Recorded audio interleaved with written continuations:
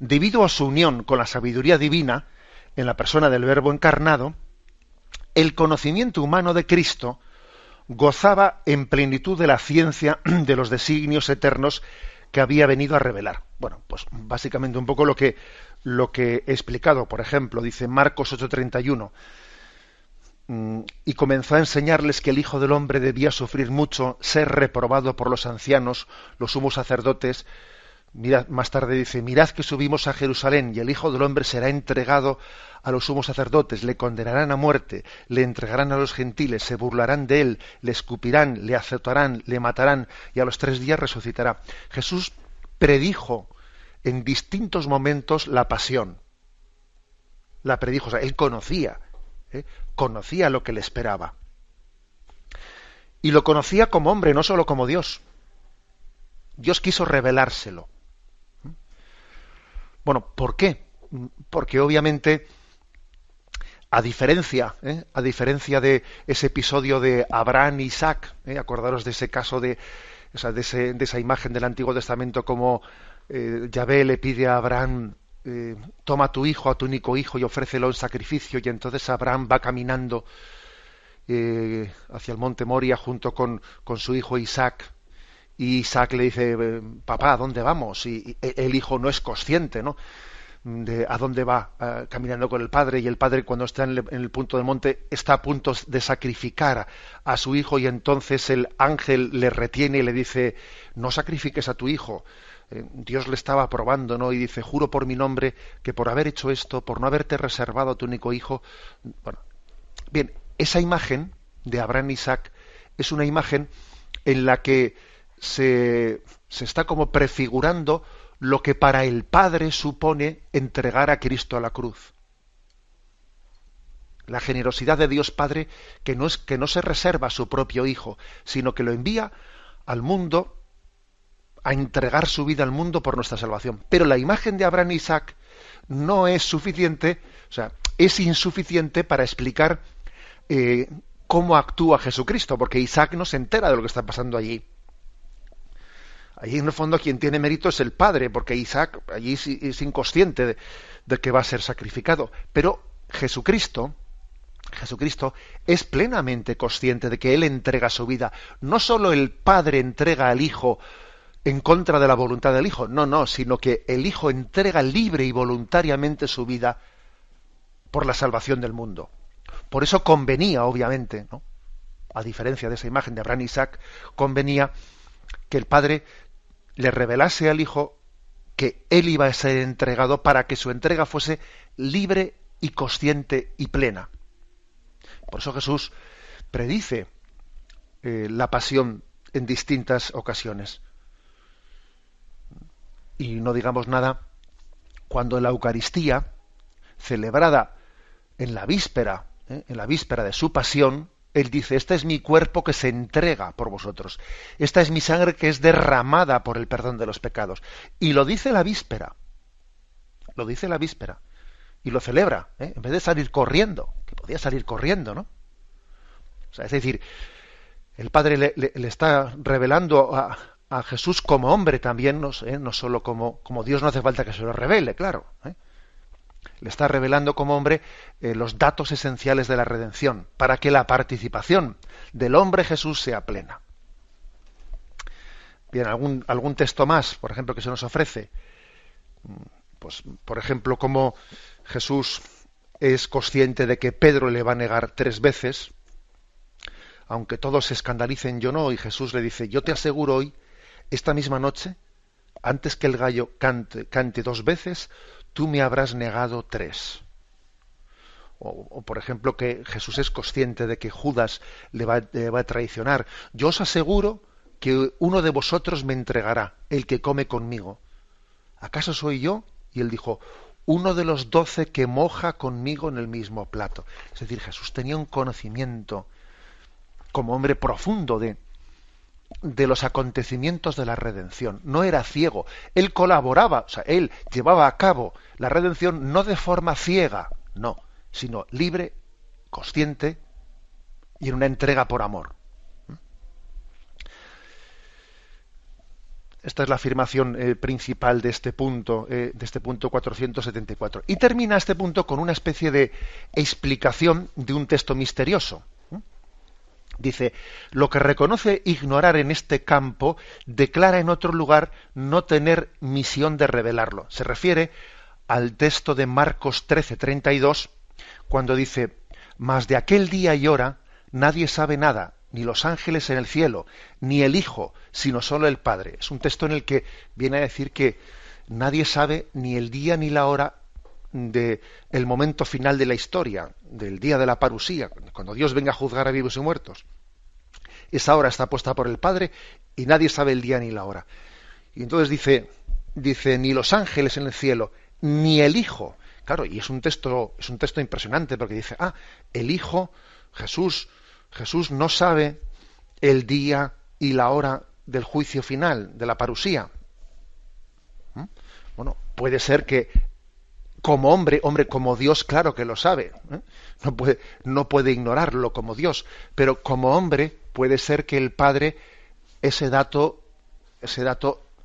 no se lo haya revelado porque no sea necesario para la conciencia y libertad de la entrega para la redención de Jesucristo, ¿no? O sea, puede ser, pero sin embargo el catecismo dice, fijaros como en otro texto, Hechos 1:7, dice, es el momento que Jesús asciende a los cielos y dice, Señor, en este momento vas a restablecer el reino de Israel. Y responde Jesús, a vosotros no os toca conocer el tiempo y el momento que ha fijado el Padre con su autoridad. Le dice, bueno, a vosotros no os toca conocerlo.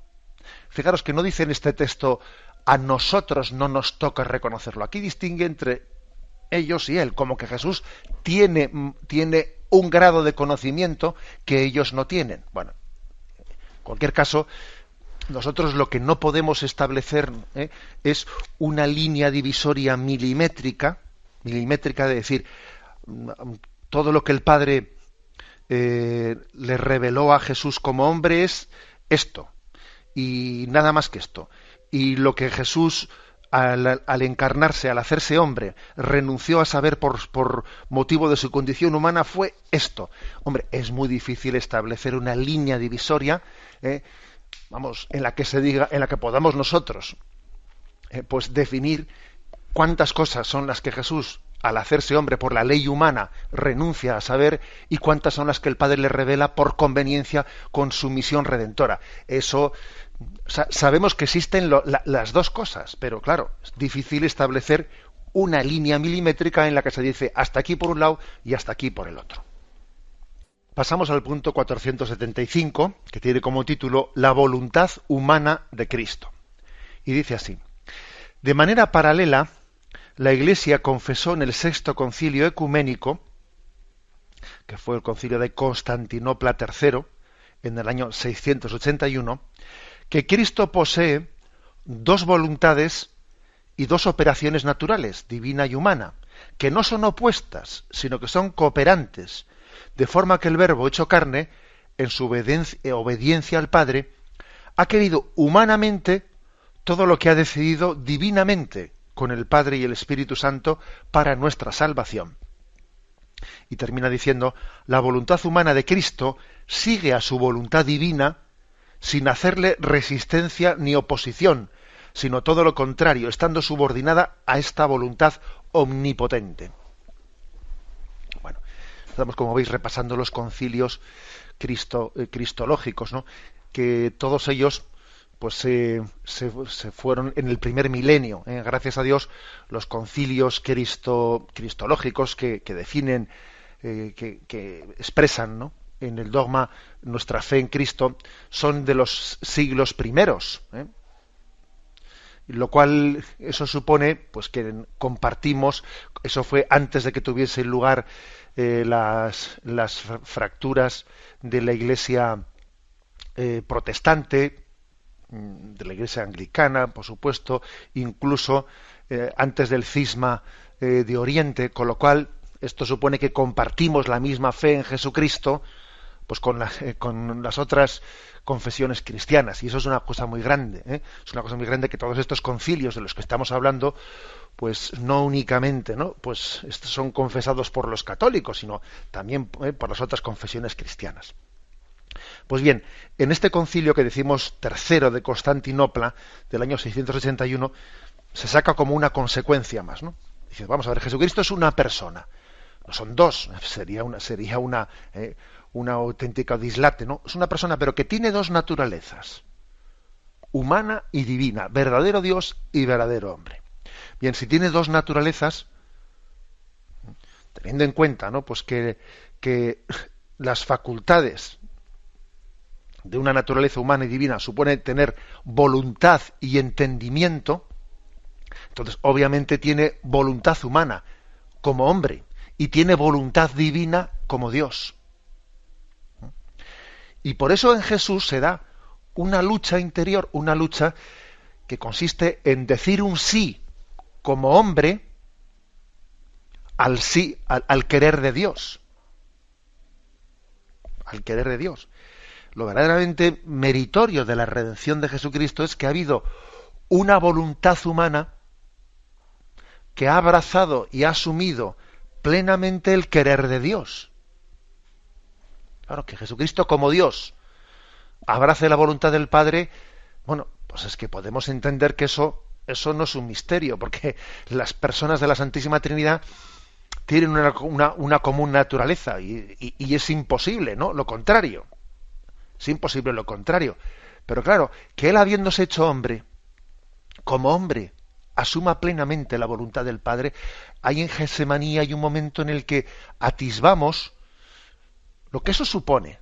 Padre, si es posible que pase de mí este cáliz, pero que no se haga mi voluntad sino la tuya. Hay como una lucha interior en la que la voluntad humana se adhiere plenamente a la voluntad divina, que es la voluntad del Padre al mismo tiempo.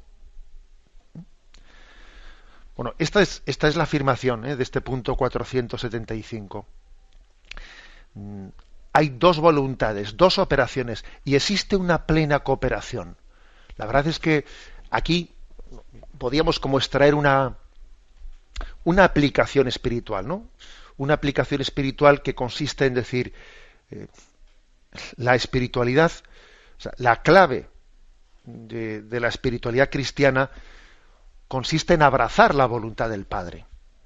Y Jesús, en su encarnación, pues él se pone como prototipo. Ya sabemos que estamos hablando de una cosa distinta en nuestro caso, pero Jesús es como el prototipo, ¿no?, del sí humano.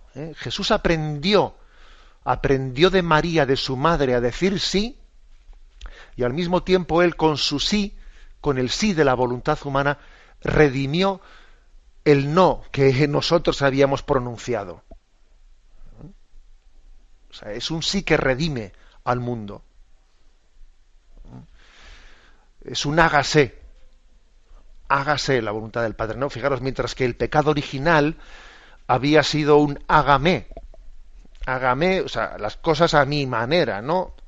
Frente al hágame del pecado original y de nuestros pecados personales, Jesús pronuncia el hágase, que se haga la voluntad del Padre. Y la primera discípula de esta gran lección de Jesús es su propia madre. Esa es la primera discípula del hágase de Jesús. Pero lo curioso es que es discípula y luego Dios ha querido que sea maestra al mismo tiempo, porque como hombre María le ha enseñado a su hijo hombre a decir sí, a decir hágase. La verdad es que es impresionante este misterio. Es el hágase de Jesús el que le permitió a María decir también hágase la voluntad de Dios, que se haga según tu voluntad. Pero al mismo tiempo, humanamente, Jesús lo aprendió de su madre. Y de José, que nos olvidamos del siempre. Bueno, pues esta afirmación, que es una afirmación entrañable, hay esas dos voluntades en Jesús y la voluntad humana siendo fiel, siendo dócil, ¿no? La docilidad de la voluntad, vamos a ver, es lo que más nos cuesta a nosotros. y tenemos que ser muy enamorados de la humanidad de Jesucristo para que nuestra voluntad aprenda la docilidad y el sí de Cristo a la voluntad del Padre. Damos un paso más. Pasamos al punto 476. Se titula El verdadero cuerpo de Cristo. Dice: como el Verbo se hizo carne, asumiendo una verdadera humanidad, el cuerpo de Cristo era limitado. Concilio de Letrán en el año 649. Por eso se puede pintar la faz humana de Jesucristo. En el séptimo concilio ecuménico, concilio de Nicea II, en el año 787, la Iglesia reconoció que es legítima la representación de Jesús en imágenes sagradas. Bueno, a ver, explicamos un poco esto. Sabéis que existió la herejía iconoclasta. La palabra iconoclasta, que viene del griego, eikon significa imagen, y klein significa romper. Luego iconoclasta significa romper las imágenes, ¿no? Era una herejía que rechazaba como superstición el uso de las imágenes religiosas, ¿no? Abogaba porque se destruyesen las imágenes religiosas. Esta herejía iconoclasta surgió históricamente con el crecimiento del Islam. Allá por el siglo VII, etcétera, pues el Islam se extiende y acusa de que son idólatras a todos los que tienen imágenes sagradas. Si vosotros vais a un templo islámico, a una mezquita, pues veréis que allí no hay imágenes, no hay imagen alguna. Entonces el Islam sometió una gran presión allí en los lugares en los que se iba extendiendo y acusaba de ser adoradores, ser idólatras, mejor dicho, ¿no?, a los que veneraban imágenes. Y entonces, bueno, pues hubo algunos que cedieron ante esa presión, que fueron los cristianos iconoclastas, que un poco pues acomplejados por esa presión del Islam, pues decían, bueno, vamos a quitar las imágenes de Jesús para que no nos digan que somos idólatras. Pero claro, la Iglesia fue valiente, fue firme, no se dejó amedrentar, que es una gran lección, que no seamos acomplejados por las presiones de los momentos culturales, no seamos acomplejados. Y la Iglesia reaccionó, ¿no? En el segundo concilio de Nicea, pues afirmó, definió que las imágenes, bien sean en pintura, bien sean en escultura, pueden ser expuestas y veneradas legítimamente, porque el respeto nosotros se lo mostramos a la persona a la que representa. Nosotros no veneramos la pintura, oiga. Nosotros no veneramos la madera que ha sido esculpida. Oiga, nosotros veneramos la persona que representa. La cosa es bastante obvia. Pero bueno, supuso esto sangre, sudor y lágrimas, hacer esta afirmación en aquel momento cultural de una presión tremenda. Bueno, es bueno conocer la historia de la Iglesia para que también seamos confiados en los momentos de prueba actuales que vivimos. La Iglesia ha mantenido su fe contra viento y marea, ¿no? Y de una manera muy contracultural muchas veces. Bien, ¿eso supone idolatría? En absoluto. ¿Podría ocurrir que alguien venerase pues una imagen religiosa de una manera insana? Sí, podría ocurrir. Pero podría ocurrir no por la imagen en sí misma, sino por la mala utilización que le hace de ella. Puede ocurrir que alguien, bueno, pues venere una imagen de una manera supersticiosa. De una manera supersticiosa. Oiga, que esta imagen, o sea, no en sí misma no es más que materia de escayola, materia de plástico, de fibra de vidrio, de lo que fuere, ¿no? Materia es. Otra cosa es que cuando, por ejemplo, existe una profanación de una imagen, existe una profanación, la Iglesia hace un acto de desagravio, pero entendamos una cosa, un acto de desagravio a una imagen que ha sido profanada, el acto de desagravio no lo hacemos a la materialidad de esa imagen o esa pintura, no. Estamos desagraviando el corazón de Dios, porque entendemos que quien ha hecho ese acto de profanación ha podido tener un acto de odio explícito a Dios, o de odio explícito a lo religioso, y por lo tanto ha sido un acto que ha ofendido el corazón de Dios y el corazón de los creyentes, y entonces se hace un acto de reparación. Pero la reparación no es por la materialidad de lo que ha sido roto, sino por el pecado formal que hay detrás de eso. Por el pecado formal que hay detrás de eso. Es decir, pues acordaros de el caso concreto que cuenta, ¿no?, pues en la Sagrada Escritura, de cómo David estaba con sus soldados, y entonces David entró en el templo y sus soldados estaban exhaustos y no tenían nada que comer, y entonces comieron del pan que estaba ofrecido a Yahvé en el templo. Y David entendió pues que no era ninguna profanación hacer tal cosa, porque ese pan ofrecido a Dios no es que Dios vaya a comer el pan. Oiga, es un signo, es un símbolo, ese ofrecimiento del pan recibido a Dios. Con lo cual, pues ese pan que está allí presentado, hay una situación de urgencia, pues comemos este pan, a ver si me explico. Bien. Por lo tanto, claro que puede existir, ¿no?, pues un peligro de superstición, interpretando de una manera equivocada la veneración que tenemos a las imágenes. Pero en sí misma, venerar una imagen pues no es en absoluto contradictorio pues con nuestra conciencia de que dirigimos nuestra veneración a Dios, al corazón de Dios, a Jesucristo, a la Virgen María, a los santos, y no a las imágenes en sí mismas. Esto es por lo que se refiere a la crisis iconoclasta, que la crisis iconoclasta fue un auténtico drama, supuso muchos martirios, y muchas personas fueron asesinadas y fueron martirizadas por haber venerado imágenes de Jesucristo. Pasamos al punto 477, en el que también está bajo el título de El verdadero cuerpo de Cristo. Dice: al mismo tiempo la Iglesia siempre ha admitido que en el cuerpo de Jesús, Dios, que era invisible en su naturaleza, se hace visible. En efecto, las particularidades individuales del cuerpo de Cristo expresan la persona divina del Hijo de Dios. Él ha hecho suyo los rasgos de su propio cuerpo humano, hasta el punto de que, pintados en una imagen sagrada, pueden ser venerados, porque el creyente que venera su imagen venera a la persona representada en ella. Una afirmación del Concilio Segundo de Nicea, al que antes nos hemos referido. Bueno, entramos aquí un poco en lo que podía ser, si me permitís la expresión, como la mística de los iconos, la mística de las imágenes, que bien entendidas, sin ningún tipo de sentido supersticioso, porque sabemos que son un objeto material, son pintura, son bien, pero Dios nos permite servirnos de ellas para penetrar en el misterio divino.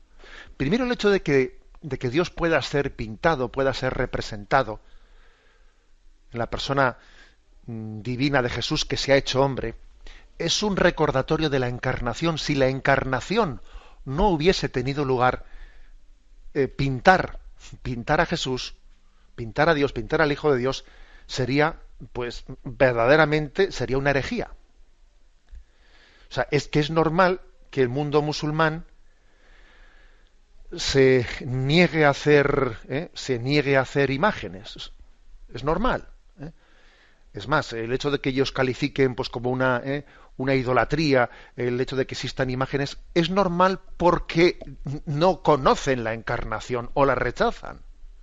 Claro, si uno no conoce, o sea, si uno no confiesa que Dios se ha hecho hombre y que ha asumido la humanidad y ha asumido, por lo tanto, con todas las consecuencias, en nuestra corporalidad, y que Dios se ha hecho visible, entonces parece una inconveniencia el hacer ningún tipo de imagen. Pero claro, es que nosotros creemos en la encarnación y creemos que el Dios invisible se ha hecho visible en Jesucristo. Por eso no tenemos ninguna resistencia a pintarlo, porque Dios ha querido ser visible. ¿Cómo yo ahora voy a no querer, o sea, cómo yo me voy a autocensurar en representarlo cuando Él quiso representarse? Bien, Y dando un paso más, os decía al principio, os decía que existe una mística de los iconos. Especialmente esto en Oriente se ha cuidado mucho. Que en Oriente, pues, ellos son los que más tuvieron que luchar contra las herejías iconoclastas. Y cuando uno ve un icono, fijaros que los iconos orientales, a diferencia de nuestra pintura de tradición occidental, nuestra pintura suele ser mucho más elaborada, suele ser mucho más detallista. Ellos, en Oriente, cuando pintan esos iconos, suelen renunciar, ¿no?, a esta belleza tan detallista nuestra de Occidente, pero más bien renunciando a eso, ¿no?, suelen mostrar un rostro de Jesús muy sereno, poniendo poca, digamos, iniciativa por parte del pintor, poca iniciativa, y más bien como desde un rostro sereno, pretendiendo que el icono sea un lugar que como una especie de puerta de entrada en el misterio de Dios. Una imagen serena que nos haga penetrar el misterio divino. Quizás nosotros los occidentales, con una pintura pues mucho más rica en detalles, etcétera, ¿no?, y en técnicas pictóricas, bueno, pues quizás tenemos el riesgo de quedarnos en la belleza de la obra. Y en Oriente se ha remarcado más el icono como una especie de túnel que nos adentra en el misterio de Dios. Lo que es curioso es comprobar que en los evangelios en ningún pasaje se hace una descripción. Pues Jesús era alto, de contextura fuerte, sus ojos eran tal. No, es curioso, en los evangelios en ningún lugar se hace ese tipo de descripción. Bien es verdad que los evangelios son escritos por orientales, y los orientales no se suelen prodigar en ese tipo de descripciones. Si los evangelistas, en vez de ser de Medio Oriente, hubiesen sido, pues latinos, para entendernos, seguro que hubiesen descrito a Jesús, era de tales rasgos. No, pero no ese es el estilo oriental. No ese es el estilo oriental. Pero sí que es curioso que los evangelios se refieren en muchos momentos a las miradas de Jesús. Eso sí que es frecuente. La referencia a las miradas de Jesús que hacen los evangelios. Jesús le miró y dijo. Mirándole, Jesús es muy frecuente en decenas de lugares, ¿no? Recuerdo haber leído un artículo de José Luis Martín Descalzo, del difunto José Luis Martín Descalzo, pues que era una joya, yo diría, de la literatura, y además también con una riqueza espiritual muy grande, en la que José Luis Martín Descalzo hacía referencia a esto, a decir, cómo los evangelios, cuando Jesús iba a hacer una curación, Jesús le miró, y como si su mirada hubiese sido ya una especie de precuración. La mirada de Jesús ya adelantaba lo que él iba a hacer. O antes de perdonarle los pecados, le miró y le dice, ¿no? Le miró y le dijo, tus pecados quedan perdonados. Como si la mirada hubiese sido una especie de preperdón, la antesala del perdón. Los dones de Dios van precedidos de la mirada de Jesucristo, porque la mirada supone elección, supone amor, como cuando Jesús, en el pasaje del hijo del joven rico, ¿no?, le dice, Jesús le miró, le amó y le dijo. Es impresionante ese pasaje, con el joven rico, que está en el Evangelio de San Marcos. Jesús le miró, le amó y le dijo. O sea, la mirada va como adelantándose, expresión del amor. Y el amor va a ser como el embajador de lo que te voy a decir después. Es la causa de lo que te voy a decir posteriormente. Bien, y bajo esta perspectiva de las miradas de Jesús, entendemos lo que es también la mística de los iconos, la mística de las imágenes. O sea, sentirse en presencia de Dios. entender que lo principal de la oración es ponerse en presencia de Dios.